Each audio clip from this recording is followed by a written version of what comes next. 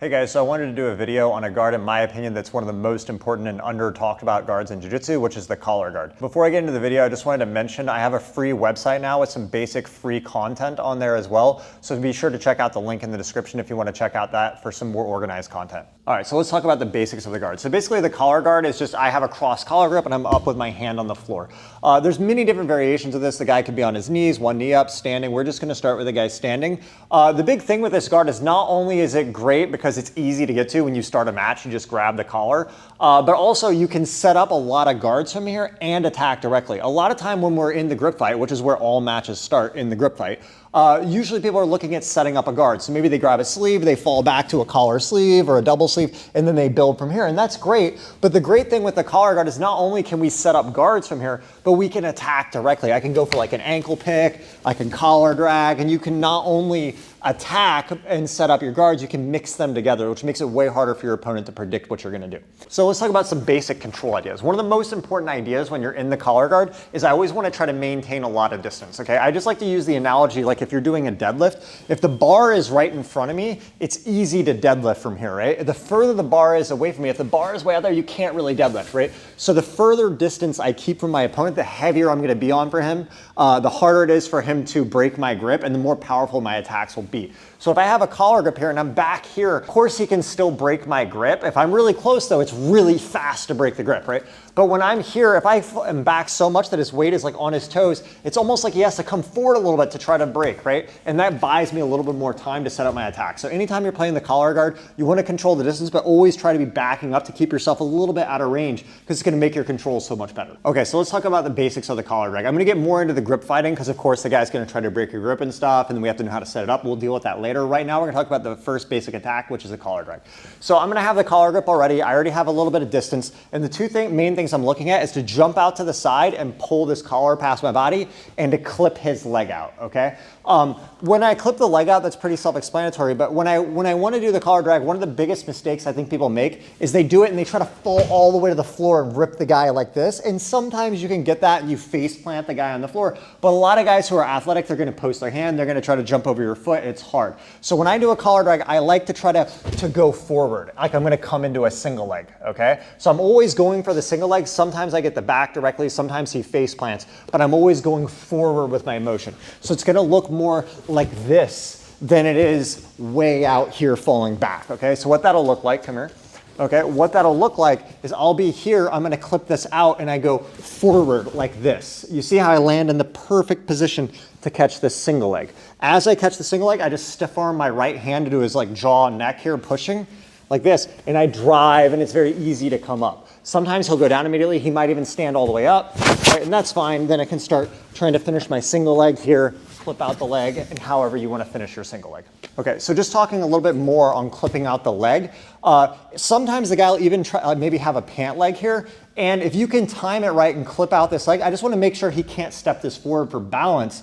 When I do that, often that's how you'll get a face plant, right? So I might be up like this, he's holding the pant here, and look, I just put my left foot on the floor, I drag myself out to the side, and I extend this to prevent him from stepping, and a lot of times you'll get a face plant. Here he posted, and that's fine. If I'm so deep, I might even not go for the single leg, I might just grab the hip and try to come up to the back. But what'll happen sometimes, it's kind of hard to do in video because he doesn't want to face plant, but his guys are so committed to that grip and it hits so quick that they keep that hit. No, okay, go back.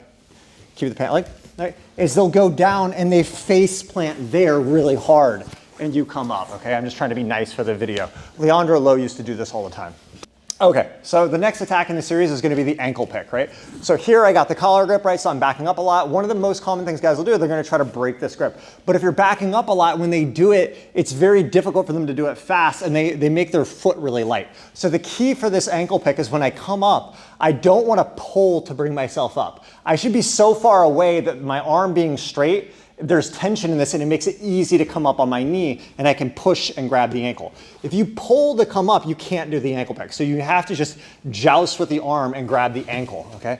So look, when I'm here, I back up and I see I already have this tension here, and look, I'm loaded on my left knee with my right hand on the floor, or with my left hand on the floor, and then as he goes here, I just push and grab this ankle. Depending, sometimes you can actually knock him down immediately, but a lot of times you'll have to come up and I can either clip out here and take him down, or you can clip out the other way as well, it's fine. All right, so now we're gonna talk about setting up De La Riva guard from the collar guard. Just like with any system, you have to have multiple attacks because you can't always do the attack you want. You have to take what they're giving you. The big thing to decide off of this position is gonna be their leg positioning, okay? The three main ways they're gonna be positioned is either with a right leg lead, centered, like with both knees in the same position, kind of like a square stance, or left leg leading. Those are the three main ways that the guy's gonna stand. Realistically, the right leg lead and the center positioning are gonna function pretty much the same, okay? I can collar drag, I can set up De La Riva, all that stuff off the right leg lead. The left leg lead is when it's gonna become a little bit different, okay? So here we're gonna have the collar grip. So we already did the collar drag, we did the ankle pick. So another one I really like to do is if I feel like it's hard to set those up and you have a good De La Riva guard, okay, what I'm gonna do is I'm gonna bring my right leg into like a knee shield here. Just turn that way a little bit. Okay, I'm gonna bring my right leg into like a knee shield here like this, and I just kind of jump in here like this. And two responses will either happen. Either I'll be able to pull him down over the shield. Drop your knee, that's fine. I pull him down, and now I can set a good De La Riva hook, and then it depends on what you want to do from here. This becomes more about your De La Riva guard. I could start trying to bolo, I could start trying to push and come to a single leg guard, and that's a whole separate thing. Okay, go back up. The other thing that might happen is as I try to pull this shield in, he postures up a lot, so it's hard to pull him forward, but that makes my hook easier. And now I can start using this to start setting up bolos and different attacks from there, okay? But that's, again, it's another way to set up your position. He might even, as I set it, right, he might even break the grip immediately, but that's fine. Now I've set De La Riva guard, and I can start trying to set up different guards from here, okay? So again, you have the collar drag, the ankle pick, and now setting up De La Riva. Okay, so now let's look at setting up single leg X or X guard from here, okay? So similar idea, I get the collar grip. So now maybe getting that knee shield in is hard because his elbow's kind of tight. What I'm gonna do is I'm gonna bring my right knee to my chest and I'm gonna hop in using my left elbow on the floor and pulling, and I'm gonna pull him over as I jump under with this kind of a leg positioning. It's almost like I'm pulling mount, but this knee being here will make it easy to go to the single leg X. So I'll be here like this, and look, I just left hand on the floor, right foot on the floor, I hop here, that leg shoots through, and now I'm in single leg X. And then from here we can start building out however we want to finish our sweep, or you could even turn that, you know, into ankle locks. If you saw my last video on that, I could start coming up here and going for the ankle lock, turn that into a matrix and start building from there as well. Okay, so now we're gonna talk about our opponent left leg leading. So first off, keep in mind that when we're building from here, this is from kind of the grip fight phase, so there's multiple options, right? I could go to like a single leg, I could play De La Riva on this side, but in this video we're predominantly focusing on the collar guard, so we're gonna talk about where we have the collar guard grip and he's left leg leading. So the main thing with the left leg lead is that now the collar drag is very hard because this leg is forward and it's kind of awkward. Setting up De La Riva is kind of hard too because that leg is so far away, so it's just gonna function very different. One note is sometimes that leg will be a little bit closer, right? And then in this case, I can actually bring my left foot up and I can still kind of pull in and force De La Riva like I did originally, and that's fine. You should threaten that a lot, right? But in this particular case, what's gonna happen is I have the collar grip, I'm trying to do that, and he's so far back with that leg that it's just, there's no way to get to it, right? And maybe even here I wanna try to go collar sleeve, he's hiding that as well. So I just can't get to that. So in this case, it makes setting the reverse De La Riva hook really strong. Here I'm gonna put my right foot in the bicep, it could even be in the chest, and now it's really easy to lift, come through, push him forward. You can start building up here, going for the back from here, okay? So again, understanding context will make this a lot easier. If you try to do the reverse De La Riva hook here, right, I'm like this, that left leg's back, and I start trying to invert and I can't get all the way through, sometimes I can even bring this out and just start pulling my way through like this, okay? So you gotta threaten both, okay? So you should be trying, if he has that strong left leg lead, try to use the threatening the De La Riva, he's stepping it back, then switch up and try to go reverse De La Riva. He may end up giving you the right leg again, or you just invert through underneath. So let me do that one more time. We're here, you know, and again, if I was mixing this with other grip fighting, I might go for his sleeve, he pulls the sleeve away, I go for the collar, boom, I start trying to go there. Here, I probably honestly pull in, so he steps this away before I get it, exactly, and then now here, I can start going through and building from here.